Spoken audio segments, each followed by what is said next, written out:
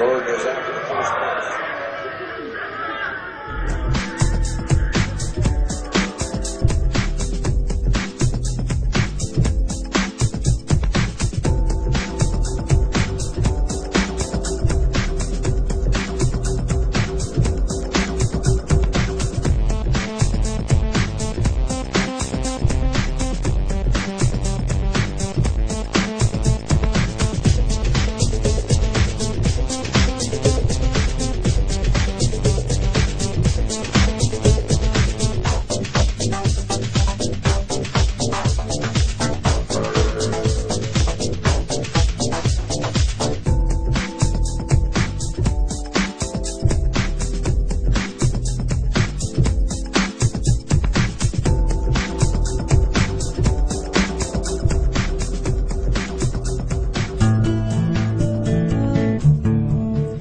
Maybe your first experience of putting money in the bank wasn't quite as heartwarming as this, but odds are, years later, you still refer to the balance showing on your bank account as being your money in the bank. But it isn't. If we have a deposit box at the bank, the valuables we put in it are still ours. We're just renting secure space to store them. In common usage, the word deposit means to set something down. But the use of the word deposit to refer to a bank account is misleading. A bank deposit is in reality a loan. What the amount in our bank account really indicates is how much money the bank owes us. It's a record of the bank's promise to pay us money, not the money we deposited itself.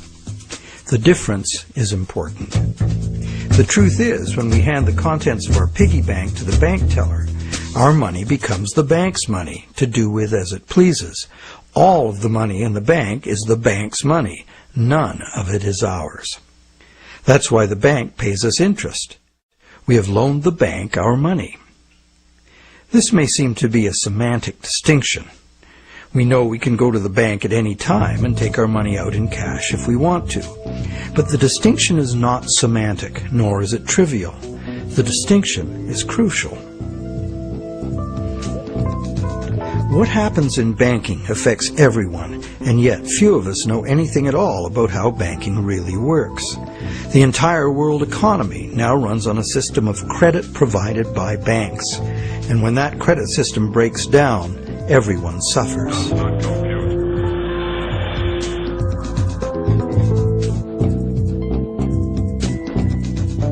To make things worse, the explanations for these breakdowns offered by the experts never look at the root cause, namely, that other than cash and coins, which make up just 1 to 5% of money in circulation, all the money in existence today was created as the principal of a bank loan, with the banks requiring principal plus interest as so-called repayment. Not only does this make the existence of money entirely dependent on the existence of bank credit, it makes the system as a whole bankrupt by design, as total debits, principal plus interest, exceed total assets from the moment the first loan document is signed. As the global banking system staggers towards worldwide collapse, more and more people are realizing they can no longer ignore the realities behind banking as it is practiced today. Many have lost their homes and jobs due entirely to the unsustainable practices of moneylenders. It's time people understood money and the pressing need to fundamentally change the way it works.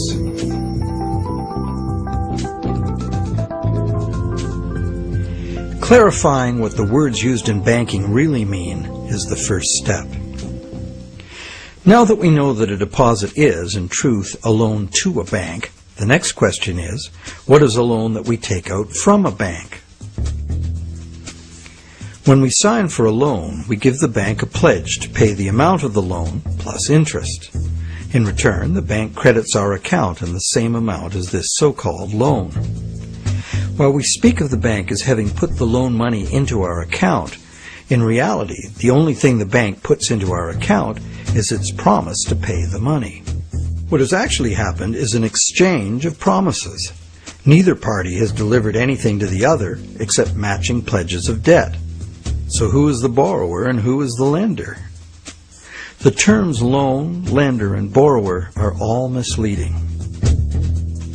The truth is that the two parties have traded promises to pay and in the process created something called bank credit or checkbook money that can be legally spent as money. Bank credit can be spent because we, in our innocence, notice that each time we deposit into our account, it increases our balance by the same amount. In fact, unless we put something in, our account will be empty. Thus, it's a natural assumption that money in an account is money someone put in.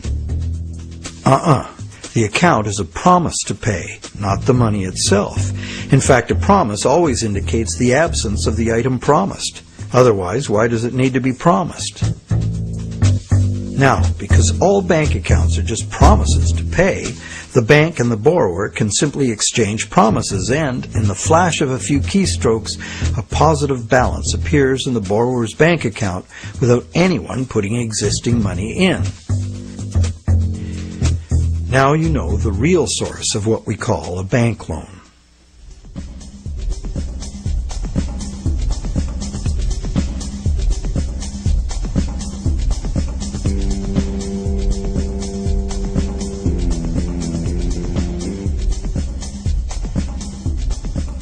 How different would it be if two parties just got together in a basement with a printing press and created new money that way? We intuitively understand the act of fraud called counterfeiting. In printing fake $100 bills, the counterfeiters also create new money out of thin air. Money gives us the ability to purchase the real goods and services of the world. It's clear that the counterfeiters have created new ability to purchase real goods and services without giving anything in exchange except a fancy piece of paper.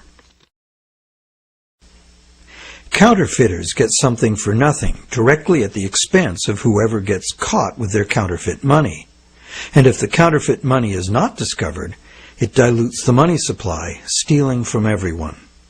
Counterfeiting is a serious crime, and it is easy to understand why. It's cheating on a basic social agreement, thou shalt not steal. But taking a loan from a bank also creates new purchasing power. However, instead of being considered a form of theft, it is the very basis of our monetary system.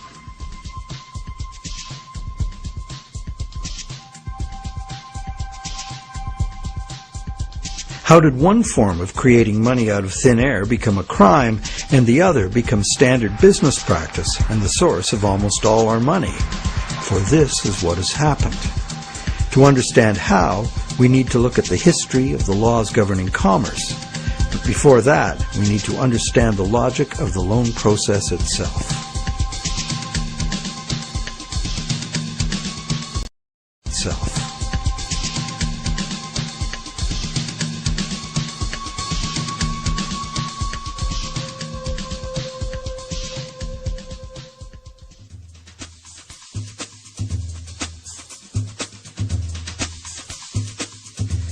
The borrower wants to purchase an item, but doesn't have the funds to do so at the present time. However, the borrower does have confidence in having sufficient funds over time to pay both the original price of the item and the interest on a loan. So he goes to a bank to arrange a loan. The borrower is capable of making a credible promise of money in the future, but otherwise at this moment he comes with empty pockets. That's why he needs the loan.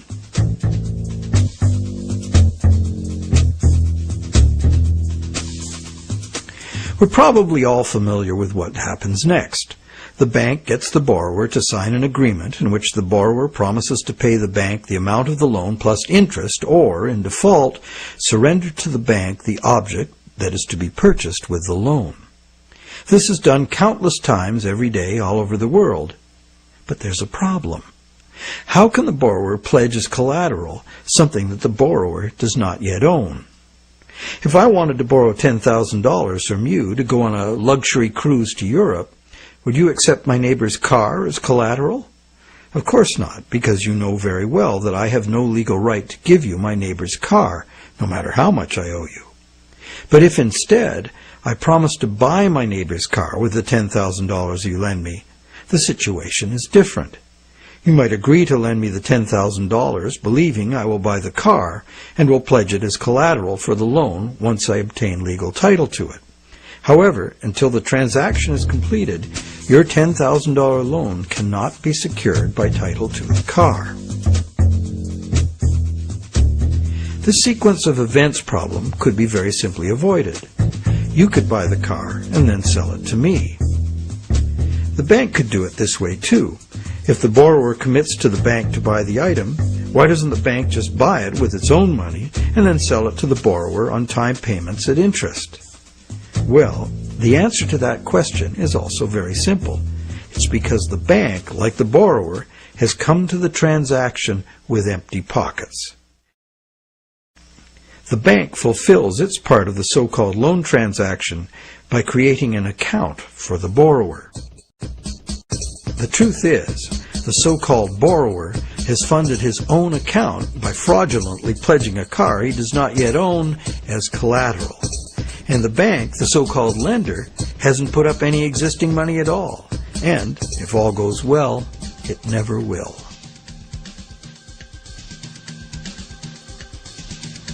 The borrower believes the new numbers in his account now represent his money in the bank. He, like the rest of us, doesn't understand the difference between existing money and a promise of money.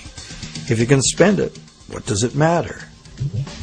So now the question is, will the seller of the item accept the bank's promise to pay? While some people may hold out for cash, most will say yes to a check or an electronic funds transfer from the buyer's bank. Why?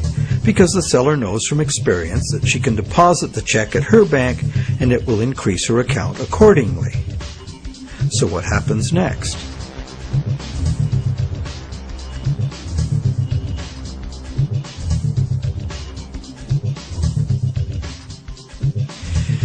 Well, obviously the buyer's bank now owes the seller's bank the amount of the loan. So you might be thinking, isn't this where the money comes out of deposits? The bank's promise to pay the borrower has just been transformed by the transaction into a promise to pay the seller's bank instead. So now the buyer's bank has to transfer some of its existing money to the seller's bank, correct? Yes, but probably only a small proportion. And over the long term, as long as the bank gets its fair share of deposits, the net amount of existing money the bank needs to cover its loans can theoretically be zero. How? Well, imagine first that the seller has her account at the same bank as the buyer. She deposits the buyer's check into her account. All the bank has to do to complete the transaction is reduce the buyer's account by the same amount it increases the seller's account. As both accounts are just promises, no existing money is involved in doing this. What is the end result? The bank has created bank credit for the borrower to the sum of $10,000. The borrower has bought the car that existed in the world of real things, and the seller now has that bank credit of $10,000. Thus, a brand new claim upon $10,000 worth of real goods of value was accomplished with absolutely $0 of the bank's or anybody else's money. On top of that, the bank gets to have all this so-called money paid back by the borrower's honest toil, plus interest, or the bank gets the car. Magic like this is usually seen on stage. So now let's examine what happens if the seller deposits her check in a different bank. Won't that require a transfer of existing bank funds from the buyer's bank to the seller's bank? Perhaps, but it will almost certainly never be anywhere near the whole amount because, in effect, the banking system functions as one bank. To illustrate, let's add another transaction to this scenario. That same day, the seller's bank made a similar loan to a little old lady who bought a mega home theater system. The electronics store deposited her check at their bank. The electronics store's bank made a similar loan that was deposited at the original borrower's bank. And when all the various balances were settled, the banks didn't owe each other anything. And even if there were differences, they would have been just a small portion of the total credit created. So, at this point we can say that although banks don't actually lend out their depositors' money, as most of us imagine, they still need deposits to make loans. This is because banks need incoming credit from other banks to offset their own credit being deposited at those banks. As long as banks keep their outgoing credit balanced with incoming credit, they are free to make new loans and thereby keep creating brand new credit money. None of it will ever have to come out of the bank's pockets. The bank is free to invest its own funds in corporate and government bonds and whatever other instruments their charter allows. If one draws a diagram of it all, it looks like this. The interest governments and corporations pay the banks on their bonds is paid by us. We pay it as a portion of our taxes, and we pay it in the price of all the goods and services that we buy. And there is another thing passed on to us as well, and that's the risk that the bank will go broke and not be able to honor its promises to pay. Now you may wonder, how can a bank go broke if it doesn't put any money up in the first place? What have they got to lose? The answer to that question is that banks differ from counterfeiters in that the banks are legally allowed to create new money, but only by certain rules of accounting. Banks can only create money by entering a borrower's payments and collateral as an asset on the positive side of the ledger, balanced on the negative side by the loan, or what the banks call the deposit liability created by the bank. When the borrower defaults on the payments, the asset pledged as collateral is seized by the bank and sold. In a declining market, when repossession is most common, the new lower value of the asset doesn't cover the bank's liabilities, which were based on the previous higher value. This shows up as a loss on the bank's books. When foreclosures are rampant, as in a collapsing real estate market, much of the value of the bank's collateral simply evaporates as home prices drop, exposing the bank to huge losses. In truth, it's all just numbers, created out of thin air. But banks must adhere to the dictates of these numbers, and the consequences of bank arithmetic gone wrong can include economic standstill, social disintegration, total financial chaos, lawlessness, starvation, and war.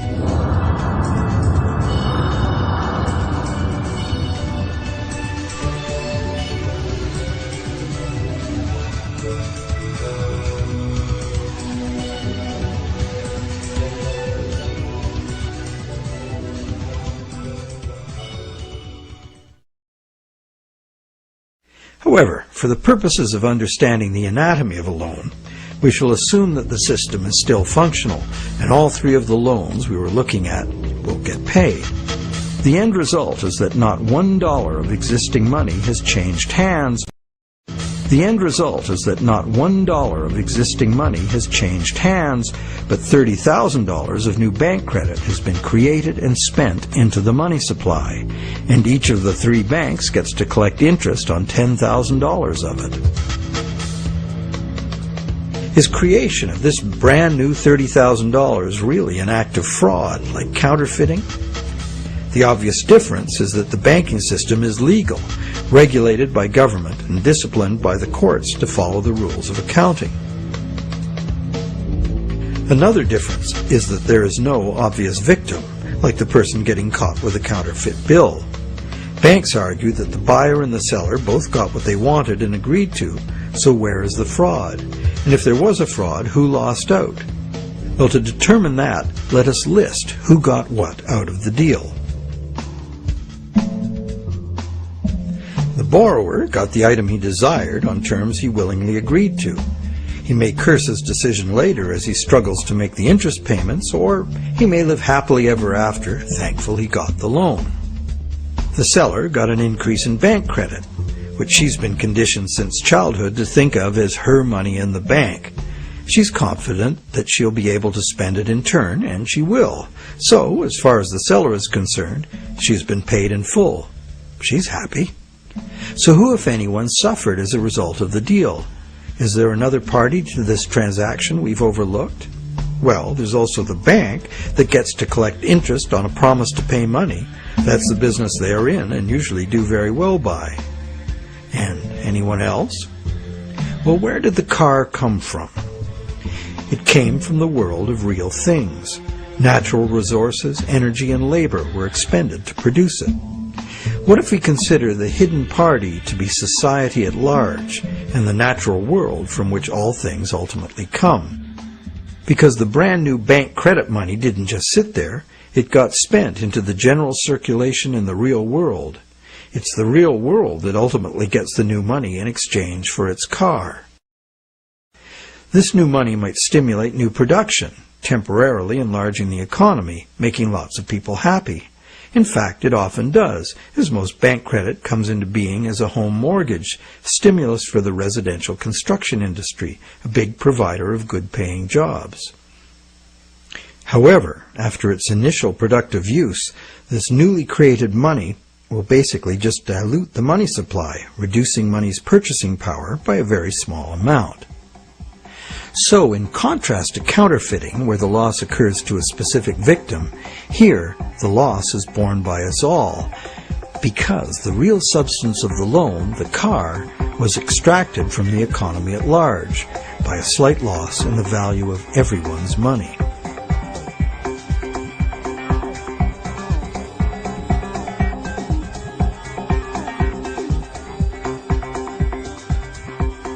To continue our comparison of bank credit with counterfeiting, counterfeit cash eventually gets detected and removed from circulation, causing a direct loss to whoever accepted it. There is, of course, no guarantee of how much will be detected, nor any prescribed schedule for its removal.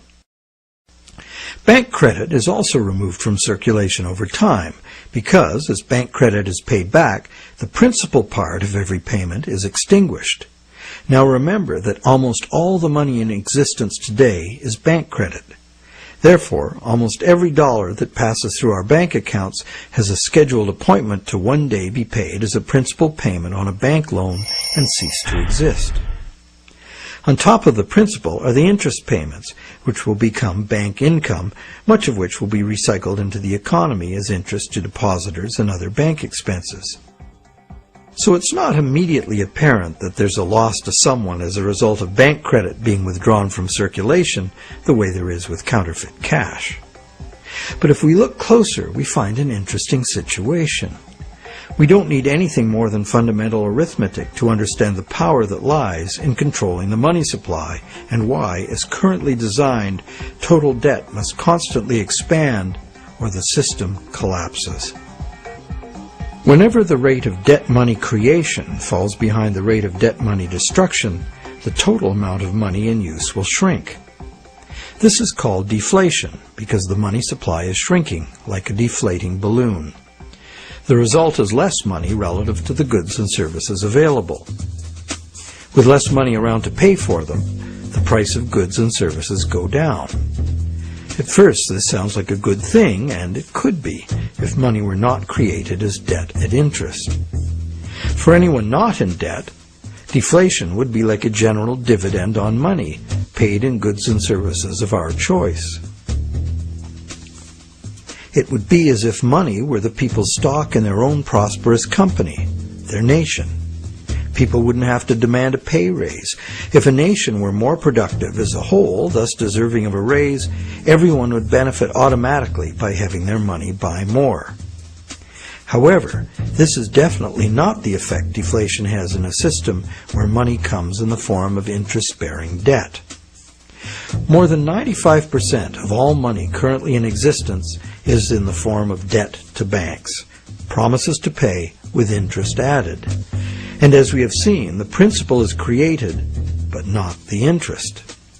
Due to the time delay between money's creation and its repayment, and the recycling of interest earnings as bank operating expenses, most of us can keep up our payments while the money supply is increasing. However, if the money supply or total debt is decreasing, money becomes harder to earn due to its scarcity, and fixed payments become harder to meet. For those heavily in debt, the money shortage can become catastrophic.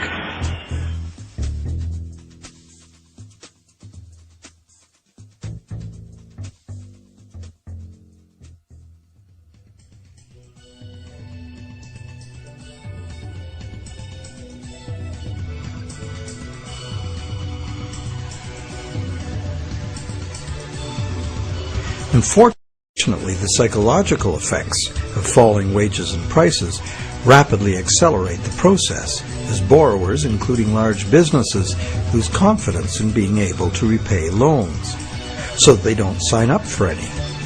And without new loans to replace old loans, the money shortage rapidly gets worse, resulting in a decrease in jobs and purchasing power, even in the midst of abundant resources and productive capacity. This dismal spiraling math makes mass foreclosures inevitable. Prices plummet as no one wants to spend their money. Shrinking values destroy the value of loan collateral, causing banks to write off huge losses. Some even close their doors. Consumer and business confidence is lost. Rampant economic and social dysfunction follows.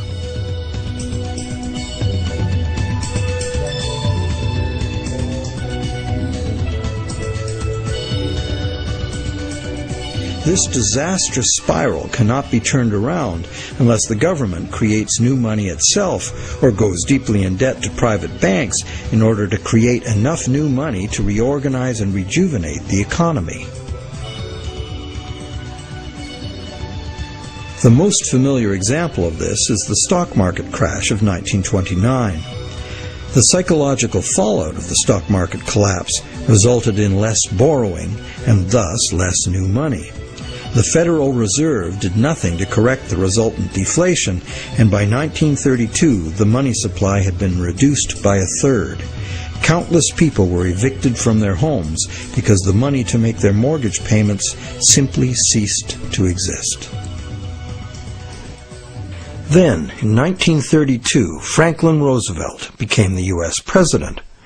Roosevelt's New Deal set out to restore the economy by restoring the money supply. To counter the money shortage, Roosevelt borrowed from the private banking system. Factories started hiring again. But only when the war arrived, there's suddenly no shortage of jobs or funds available to do what was necessary for the war effort. It was the money expended on World War II that ended the Great Depression. The war also resulted in 50 million deaths worldwide and led to a new hostile international balance of power with its attendant arms races, mounting debts, and sweeping social and technological transformations.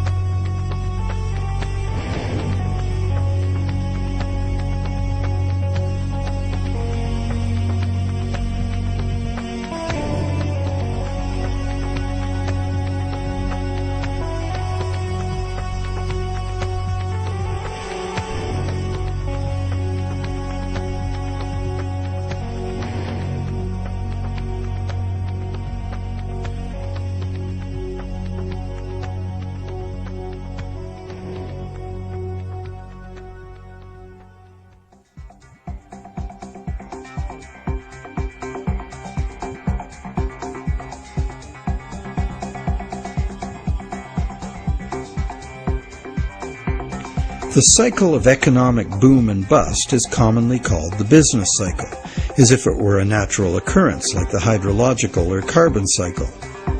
These natural cycles are ultimately driven by the sun. But what is it that drives the business cycle? One answer is the supply of money. And, as we have seen, the supply of money is dependent on loans. So let's look at what happens during the lifetime of an individual loan. We've seen how bank credit is nothing more than the bank's promise to pay, which the bank has created on its books to balance the borrower's promise to pay that it has received. The bank's promise to pay is usually spent on some real good or service and allowed to circulate, making the efficient exchange of goods and services easier to accomplish. As a medium of exchange, today's promise to pay money is unsurpassed in its usefulness and flexibility. However, because no money is created to pay the interest, a seemingly impossible situation is created. On the face of it, if borrowers had to pay the interest they owe all at once, they would have to fight it out for a limited sum of existing money that was very much less than the total owed. The percentage that would be unable to pay off their loans would be simple to calculate. However, interest is usually paid over time, not all at once. If this interest income is recycled into the general economy as spending, it can be available to be earned repeatedly. Once we understand this, the question of whether interest is actually unpayable becomes more perplexing. Is there such a thing as a sustainable system of lending that does not produce mathematically inevitable defaults? In the Middle Ages, usury, meaning charging interest or any form of making gains solely from having money, was condemned as a sin. While the justification was moral, the reason was practical. In a fixed money supply like gold, anyone systematically rolling over all of their loan money at interest will soon end up with all the money. This problem was a big factor in the ruin of Rome. Private accumulations of gold forced the government to mint coins made of base metals instead of the real thing. Debased currency led to failing confidence and ultimate decline. The lesson was well learned. For the next 1,000 years, the Roman Catholic Church declared collecting interest on a loan to be a sin punishable by excommunication. In some countries, the penalty for practicing usury was death. Is charging interest really a sin? While today it seems very reasonable to charge for the use of money, there's a simple and unavoidable problem with doing so. Unless moneylenders spend every penny of interest they receive in such a way that the borrowers can earn it again, the borrowers are going to come up short regardless of their hard work and personal virtues. Someone will default simply as a result of the arithmetic. This is easy to picture where there's a fixed money supply like gold coin. As long as all of the coins taken in as interest are spent so that the borrowers can earn them, the same coins can be used to pay the interest over and over. The lender can profit by buying real things with this coin, but the coin itself must be spent, not lent nor removed from circulation. Leaving aside any moral considerations, this arrangement would be sustainable. However, if the interest coins are re-lent at interest or removed from circulation by hoarding, there will be an inherent shortage of coins with which to pay off the aggregate debt.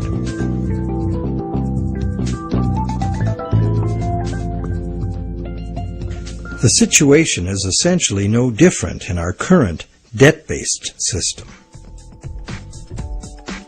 As we have seen, nowadays virtually every dollar comes into existence as debt, with a scheduled appointment to be extinguished as a principal payment on the loan that created it.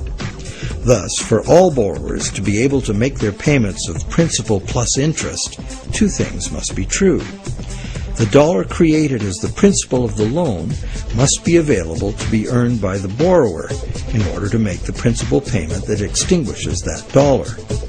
And every dollar the borrower pays to the bank as interest must also be available to be repeatedly earned by the borrower so that it can be paid as interest again and again. There is a common theory, undoubtedly popular with lenders, that because the banks spend their interest earnings as operating expenses, interest to depositors, and shareholders' dividends, there is in fact enough money released back into the community to make all payments. However, like the idea of absolute shortage, this is an oversimplification. Picture what happens if someone else, such as you or I or an institutional non-bank lender, obtains this dollar and then lends it out at interest. Well, now that same dollar is simultaneously owed to two lenders and has two simultaneous interest charges attached to it. In addition, if this dollar is loaned, repaid, and reloaned by the secondary lender, it is not available to pay off the principal of the loan that created it, except as another loan. So, can we borrow from Peter to pay Paul and borrow from Paul to pay Peter? This gets interesting. We can. However, each time money is borrowed, there's an interest charge added that also must be paid. If all added interest charges can be earned, all payments can be made.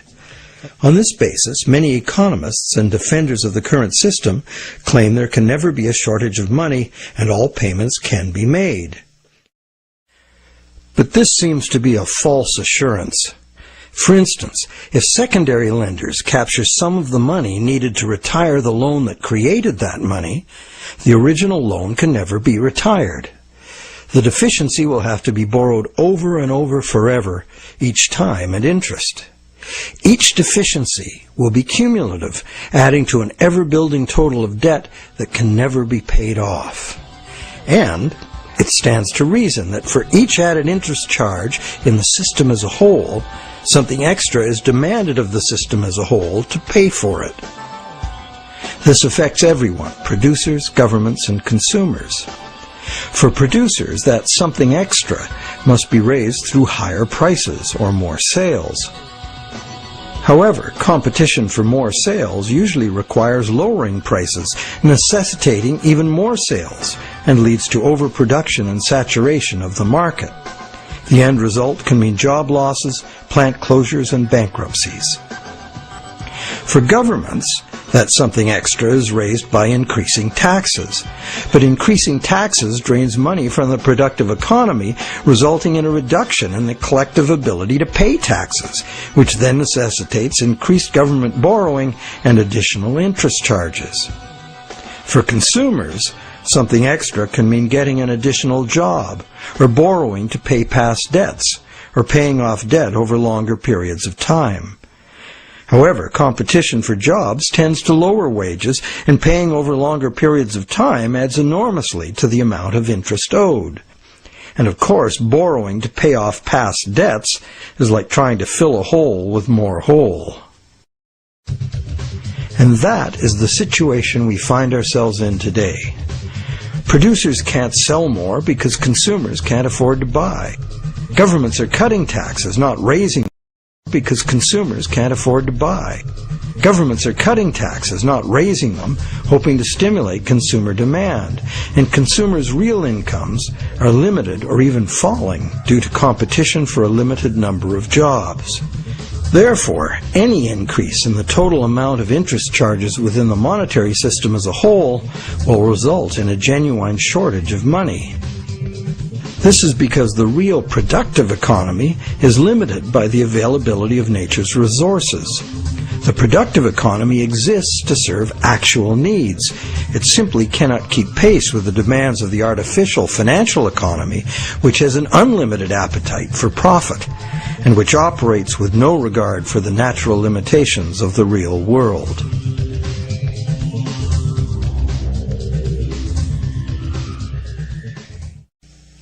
The theory that there's always enough money to pay the interest has a certain elegant simplicity. However, by the very nature of the assertion to be true, it has to be 100% true. This is impossible. For one thing, secondary lenders, who are not banks, do comprise a significant proportion of lenders, and they add their interest charges to money that already bears an interest burden. Beyond that, we have a cultural expectation. Everyone who has money expects it to generate more. Money that needs to be spent and made available to be earned by its original borrower is, instead, lent at interest or invested for gain. Therefore, we can conclude that the two conditions that must be true for all borrowers to be able to make their payments of principal plus interest and thus permanently discharge their debt, those conditions are not met by the current system. Nowhere in the current system is there any restriction on relending money that was created as a loan, nor is there any obligation upon banks to make their profits from interest available to be earned by borrowers, enabling them to extinguish their debts. Quite the opposite. Banks invest these profits to make further profits. And it's not just the banks that cause the problem. Anyone who takes their ball of money and starts rolling it like a snowball to make it bigger does so at the expense of borrowers who will not find that money available to pay their debts, except as more debt. And of course, those rolling the biggest snowballs pick up the most snow. As the saying goes, the rich get richer and the poor get poorer. Money needed by borrowers in the lower realms of workaday productive economics moves upstairs to play in the casino world of abstract financial profit, and that's a world where transactions are little more than gambling on numbers in an effort to achieve higher numbers. They have little or nothing to do with providing the necessities of life.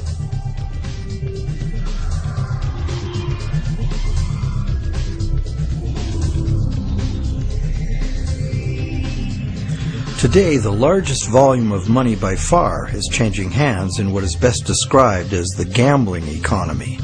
The foreign exchange markets, the derivatives market, and the rest of the financial instruments being played by banks and investment funds for as much profit as possible. For example, the volume of trade on the world's foreign exchange markets in just 1 week exceeds the total volume of world trade in real goods and services during an entire year. This money is in continuous play by speculators looking to make windfall profits on currency fluctuations. It exists, but only in the gambling economy. So how unpayable is the ubiquitous interest burden in actual fact? That could only be determined with certainty by tracking all the money in the world. With over 6 billion people earning, spending, borrowing, and lending, the world's money flows are at least as complex as the flows of the ocean. They are impossible to know. But the direction is pretty clear and simple, and it's the same old story. The rich are taking increasingly more money into the gambling economy, where ordinary borrowers have almost no chance to obtain it. And the only way the system can stay solvent is to create more money. And as money is created as debt, the only way to create more money is to create more debt in every way possible, including ridiculously easy credit for unqualified borrowers, massive government expenditures on security and war, and bailouts of insolvent banks.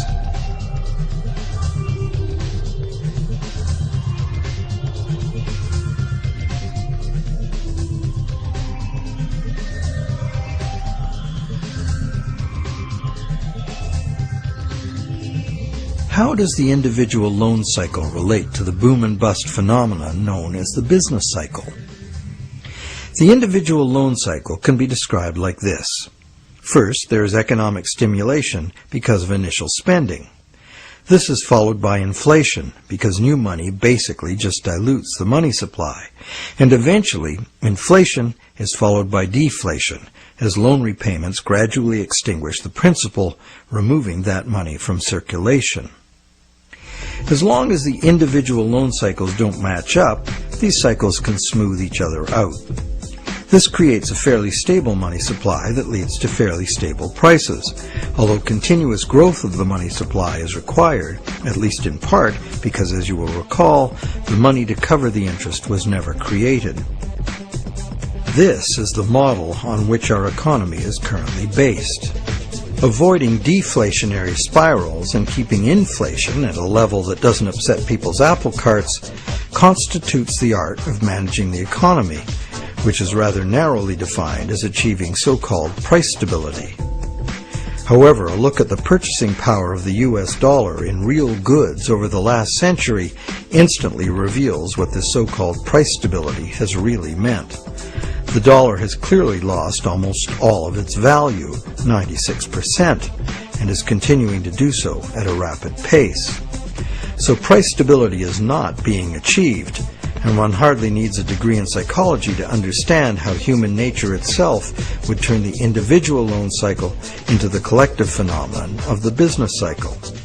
The simple reason being that if one person sees great prospects and is doing well borrowing and expanding, others would have the confidence to do the same. Beyond the merely psychological effects, if one business is expanding on the basis of credit, its suppliers and distributors will find it necessary to do so as well, or lose that business to someone who will. The same herd effect would occur for a gloomy outlook and accompanying credit contraction.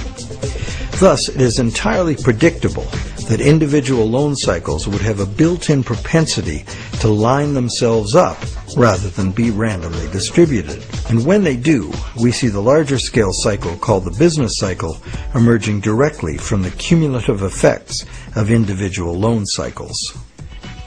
So, to sum up, one could say that out of the exchange of promises made by the bank and the borrower, society gets chronic inflation and a dependency on banks for increasing infusions of money to pay ultimately impossible interest payments. This results in an inescapable treadmill of accelerating debt and depreciating money, the only alternative being a deflationary collapse of the economy followed by social chaos or war. This eminently unhealthy situation filters down through society, wreaking harm on every level. We are like addicts, but the fix is not more and more heroin, it's more and more credit money. And eventually, our collective ability to borrow and repay so much credit becomes exhausted. This then creates the need for constant expansion of credit into new markets, in essence creating a fiscal imperative to drive everyone in the world further and further into debt forever. In the United States, this constant debt expansion has led to a total credit market debt in 2008 of more than $53 trillion, which is about 5 times the total annual income of the entire country. So is the world at large happy about its end of the loan transaction? Probably not. But the world at large has very little awareness of where these problems originate, the elusive system of counterfeiting and hidden control that is modern banking. And how about the banks? How have the banks fared as a result of this system? Well, first, by putting up only a small fraction of the money they ostensibly lend, the banks have obtained a river of income from interest payments on consumer loans and mortgages. Second, by using their credit powers to acquire large portfolios of corporate and government bonds, banks collectively appropriate control over government and industry. And thirdly, due to the inevitable defaults and foreclosures, control over government and industry.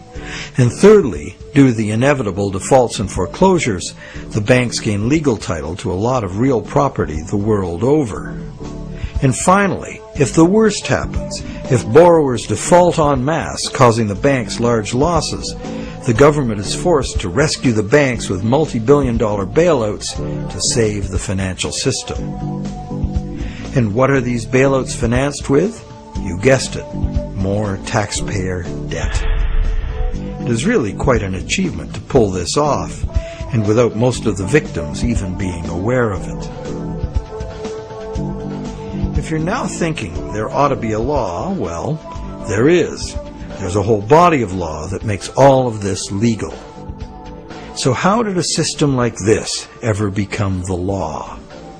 To answer that, we go back to England in the mid-17th century.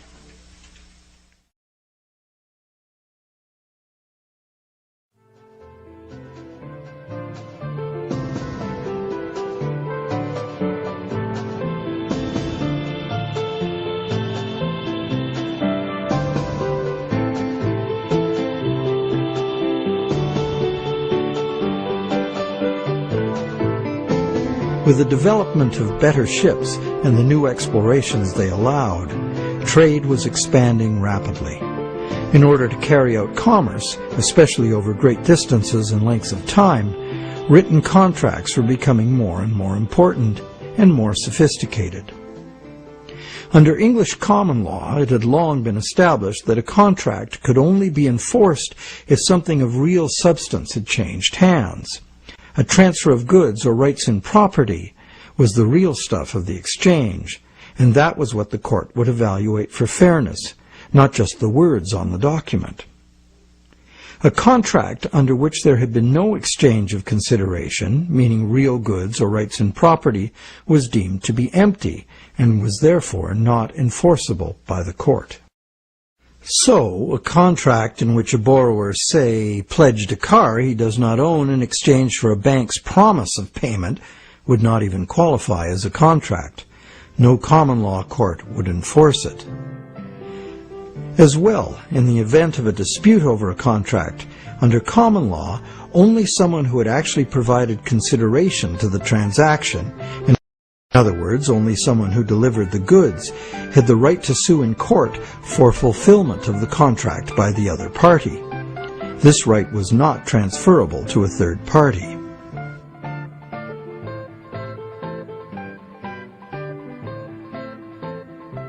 When early traders went off personally on expeditions with trade goods, they bought those goods at home with their local currency and would sell them for foreign currency in the distant destination. They would then buy foreign goods with the foreign money, bring those goods home, and sell them for their local currency. Pretty simple. But as trade became more sophisticated, traders became more inclined to stay home and just hire ships to carry out deliveries.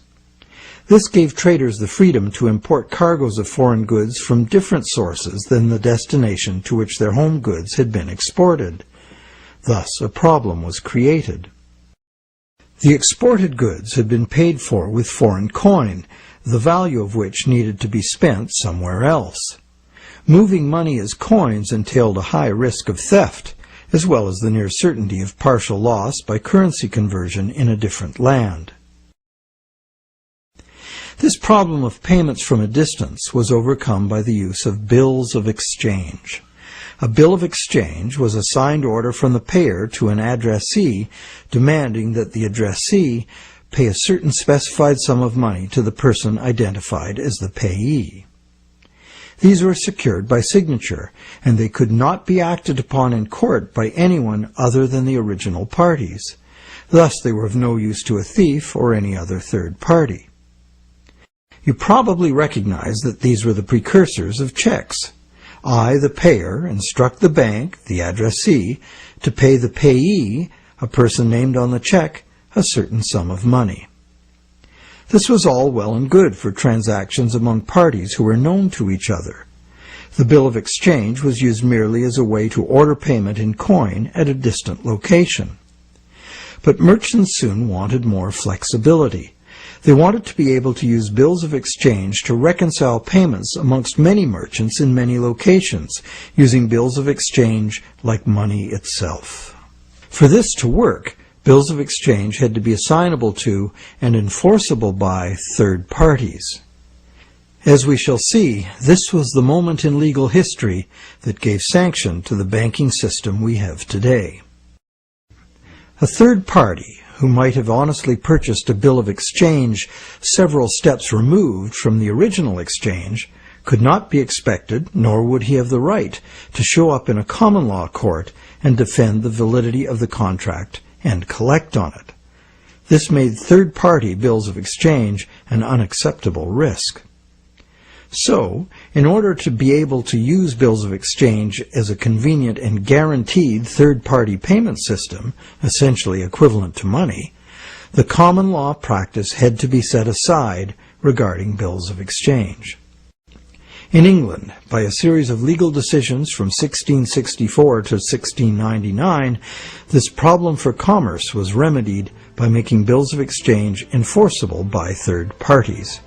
If a third party had purchased a bill for valuable consideration and in good faith, having no apparent reason to suspect fraud or some deficiency in the right of the seller to sell it, then the bill automatically became good and enforceable by the court against the signer. What did this change mean? It meant, essentially, that any bill of exchange would be considered legitimate once it was sold. Bills of exchange and all other subsequent types of signed promises to pay, with the notable exception of checks, became transferable and enforceable in court, just what the merchants wanted. Now debt contracts could be sold like things, and transacting business would be a whole lot easier. Not only that, it opened up a whole new market for profit seekers, trading in bills of exchange themselves. The marketing of debt was born.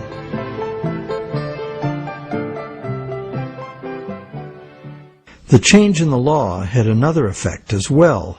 It made it possible to trick or even force a person into signing a legally binding promise to pay, and then, if that promise were purchased by a third party for real consideration and in good faith, it would be enforceable against the signer in court. Ultimately, this became one of the foundational principles of the Uniform Commercial Code, which governs the conduct of business in the United States, and by extension, in most of the world.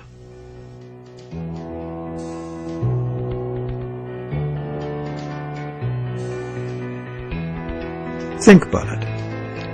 If we buy a stolen laptop from a guy on the street, we're guilty of receiving stolen goods, a criminal offense.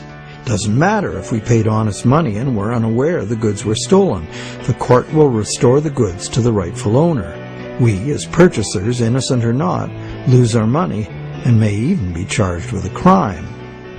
But if we buy a loan contract from a banker and give him real value for it in good faith, it doesn't matter that the loan contract may have come into existence under false pretenses. Whoever signed it is required by commercial contract law to pay up, and the courts will enforce the obligation. Today, debt contracts come in a myriad of forms, including and especially loans and mortgages. It's significant to note that just as these common law restrictions were being removed, the brand new Bank of England was being established. The first bank state-authorized to create money out of thin air. The new laws fit in perfectly, making the new bank's empty contracts enforceable against the so-called borrower.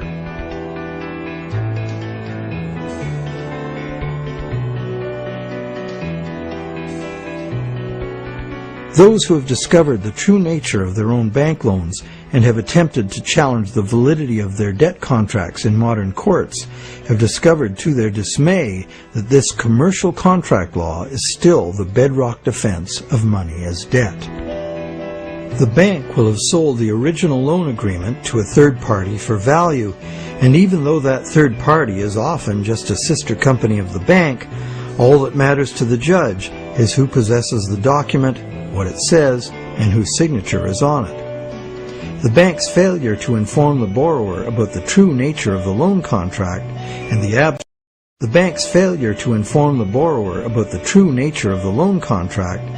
absence of any actual money loaned on the bank's part is not relevant.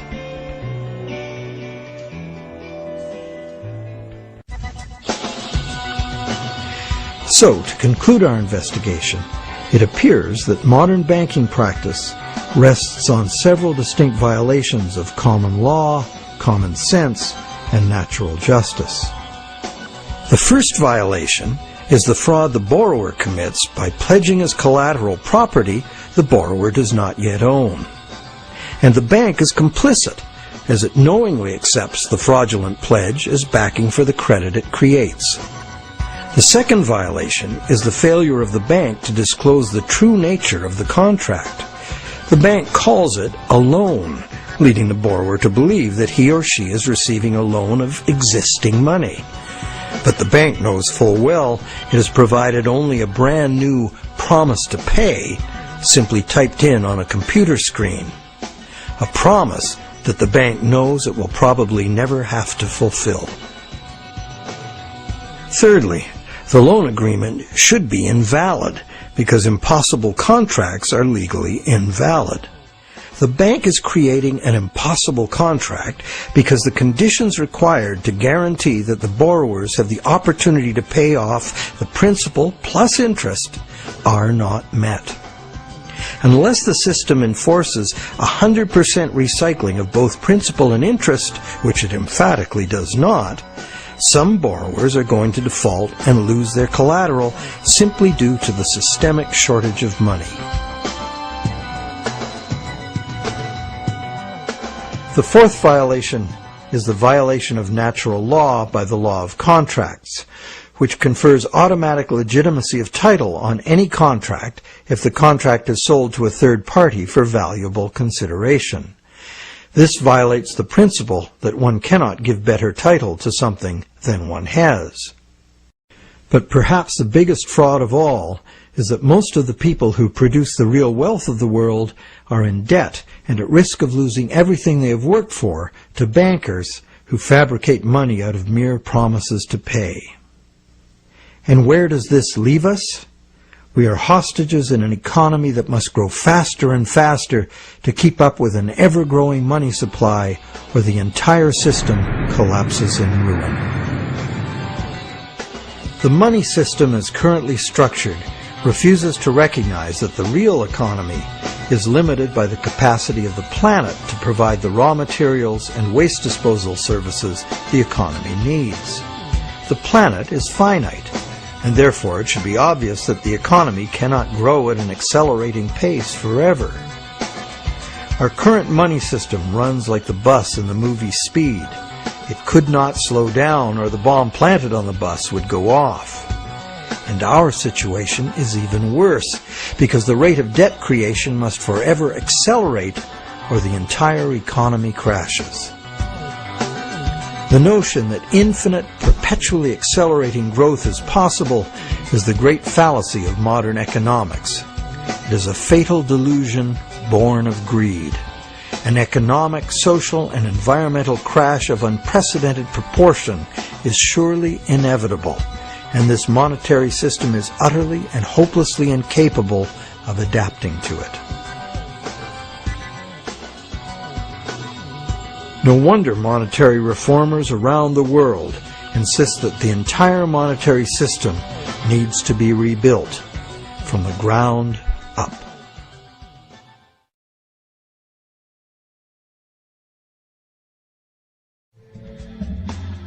So what is the solution? One idea many people suggest is to return to the days when money was backed by gold. Gold, they argue, is the true money because it's inherently valuable. The underlying principle here is that money should be a commodity that is valuable due to its scarcity, as gold is scarce. As a general rule, those who hold this view of money also believe that money should exist independent of government. Another school of thought, diametrically opposite, is that the creation of money should be the exclusive prerogative of governments. Government, which represents all the people, should spend money into existence in the public interest, thus backing the currency with what it was spent on. Having taken back the power to simply spend money into existence, government would never need to go into debt or pay interest. Of course, government spending without limit would result in a worthless currency. To prevent inflation, money would also have to be extinguished. This could be accomplished using a wide variety of taxes, resource royalties, and user fees. Government spending and government taxes would, therefore, be interdependent and would equal each other in a perfect equilibrium. However, the goal of taxation would be to achieve price stability, as the government would have no need of tax revenues in order to operate. Over the centuries, both the gold-based system and various government credit money systems have been used, with the gold-based system prevailing well into the 20th century. This wasn't because government credit money didn't work. It did within the country itself, where it was accepted in payment of taxes. But until the invention of modern currency exchanges, international trade had to be carried out in gold. In addition, gold has had an almost supernatural fascination for humans for a very long time. We've been conditioned for millennia to think of money in terms of portable inherent wealth, as in gold coins. However, this is not the only way to think of money, nor in the era of runaway debt money is it any longer accurate. Money is, at its root, an idea that humans invented in order to turn simple subsistence into complex civilization. It's the development of money that made possible specialization of labor and the indirect exchange of goods and services. Throughout money's evolution, from direct barter to standard trade goods, and on to standard coins, to paper promises of precious metal, to digital promises of paper cash, and now to digital promises to pay digital promises. Throughout this long evolution, the prevailing idea has always been to achieve greater flexibility by using convenient and secure promises to pay instead of money itself. The problem with promise to pay money has always been that it provides a golden opportunity to cheat, to create more promises than there is real stuff to back those promises up. But is there a way to make the exchange of actual money just as convenient and secure as the promise to pay system? Now there is. Digital money, convenient and secure, is now a possibility because of new encryption technologies. It works like this. Imagine taking the serial number off a dollar bill and dispensing with the paper. What do you have? A digital dollar. A digital dollar that can now be electronically transferred around the world just as easily and securely as a promise-to-pay dollar. However, and this is the big however, the digital money, while being entirely electronic, is also like a metal coin. It can never be in two places at once. Thus, the multiplication of promises can be prevented by insisting on actual payment in cash, paper or digital. We don't even need to keep this digital cash in a bank, as it provides its own safekeeping and can be transferred by internet. And instantly transferable digital money could perform intelligent functions far beyond anything money has been capable of before. For instance, with simple math programmed in, money could be made to calculate its own value, eliminating human speculation, manipulation, and error. Wouldn't that be something? In the meantime, efforts are already underway to reform the monetary system through legislation.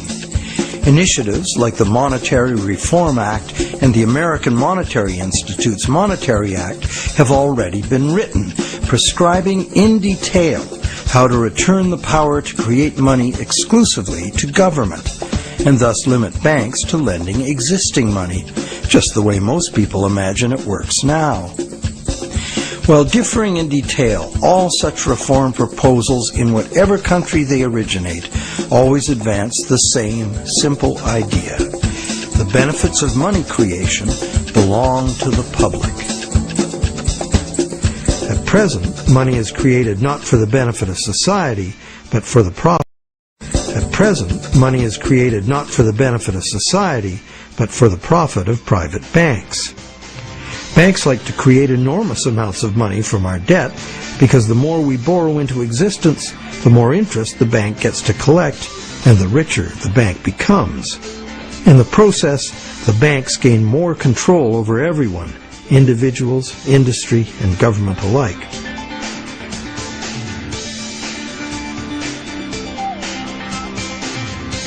Abundant money too often leads to speculative asset bubbles that make insiders rich.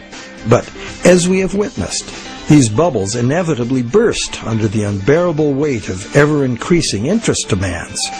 The losers are many, including governments. Already burdened with huge debt and shrinking revenues, governments are forced to add trillions to that debt in order to rescue the banks that are the cause of the problem. Otherwise, we would have no money system. It's an absurd situation, and a tragic one, considering that government could instead create the money itself and spend it interest-free on infrastructure, education, or universal health care. And most of that debt-free money would enter the economy as wages, circulating through all levels of society for everyone's benefit. This kind of abundant money would fund a reinvigorated, productive economy in which the savings of the people could fund honest loans of real existing money. At its root, money is a means by which we exchange real value. Without real value in the world, money is nothing. As we have seen, it's the real world that makes the loan, not the bank. We the people, in conjunction with the material blessings of the natural world, are the source of all real wealth. Therefore, money creation and its benefits belong to the public, not to private bankers. And what about interest? As we have seen, interest poses an arithmetic problem. And it's a problem that can only be solved in three ways. 1, defaults and foreclosures. 2, perpetual growth of the money supply. Or the preferable and only other solution, 100% recycling of interest as spending. But such full recycling could only be accomplished by nationalizing the banking industry in the public interest. For example, interest earnings from public service banking could be paid to all as a citizen's dividend. Or it could be used to fund government in place of taxes, as was done successfully in colonial Pennsylvania. And that's just one instance of a society that organized its monetary system differently. There have always been alternatives, and there are alternatives now. What the evolution of money really teaches us is that the real measure of money's value is, very simple, its usefulness as money. And there are several different ways to create useful money. For instance, money can simply be an individual's private promise to pay, a pledge of one's own product or service, as in such community currencies as the let system or time dollars. Thousands of these community currencies already exist in circles of trust where members can be counted on to honor the credit they issue for themselves. And such community currencies can be a lifesaver in the event of a catastrophic collapse of the conventional banking system. When money shortages or hyperinflation disrupt trade and bring economic standstill, a working community currency can sustain a local economy. Are such proposals radical? You bet. But there are unprecedented challenges before us. No longer can exponential growth allow us to sustain a monumental debt that must ever increase to prevent the house of cards collapse of the whole system. Increasing wealth disparity, crushing debt, failing banks, and social and environmental catastrophes are what we face unless we radically change course. We must transform our monetary system to one that can adapt to a future we can now clearly foresee. To begin, we must examine monetary system designs that can deal with widespread economic shrinkage without inducing mass foreclosures and bankruptcies. But what can you do right now? Well, right now there are people and organizations around the world that understand the problems and the injustice of today's monetary system, and you can join them in their effort to bring about the fundamental changes we need. It's time to talk to our friends. A financial crisis is the ultimate teachable moment. When bankrupt banks have to be bailed out by the governments the banks were formerly lending to, the contradictions, the fraud, and the fatal flaws of the current system are laid bare for all to see. But the solutions are there to see too if we look. We cannot afford business as usual. Making adjustments to the current system will not save us. The changes we need to make are radical and dedicated to the good of all, not the profit and control of a few. To make these changes, we must leave behind our outmoded assumptions and misplaced faith. We must face the challenge of a complete transformation. Reality calls.